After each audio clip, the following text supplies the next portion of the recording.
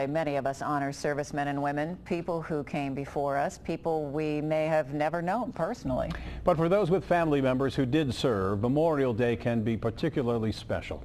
On Memorial Day in the year 2000, Local 12 News profiled a World War II veteran. Now a new book is out about him, so reporter Jeff Hirsh, who did the story 14 years ago, takes another look. In 1942, Harold Martin eloped with his girlfriend Marjorie.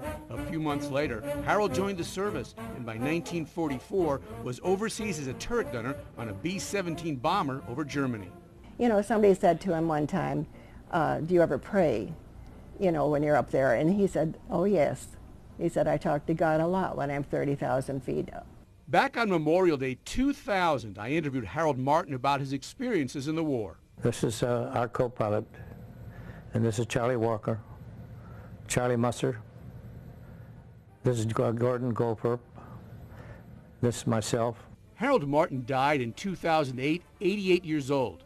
Now Martin's son Michael has written a book about his father called Steel Fortress, a reference to the nickname for the B-17, the Flying Fortress.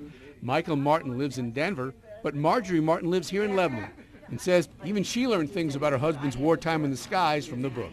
I remember crying when I would read, laughing, biting my nails. Biting her nails because so many of Harold Martin's wartime buddies never came back, and it was close for him too, 35 missions. He was glad that he got home, he was happy, and he always said he was one of the lucky ones. Because if you've seen the damage that was happened, there's pictures galore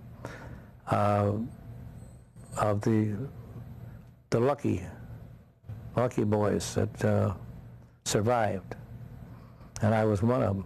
When I interviewed Harold Martin 14 years ago, it made me think about the meaning of Memorial Day. Here's what I said back then. This Memorial Day, take a break from the shopping for a little while. Put the barbecue aside for a few minutes and stop. Stop and remember what Memorial Day is really all about, what it's really all about, and who. Marjorie Martin was close to it as well. Yes. And for her, there's no need for a special day to think about her husband's service to his country. Every day. You can't help but remember. Jeff Hirsh, Local 12 News. Marjorie Martin says her son wrote the book because, quote, he told me he had to, so family members present and future would know about Harold Martin's wartime experiences.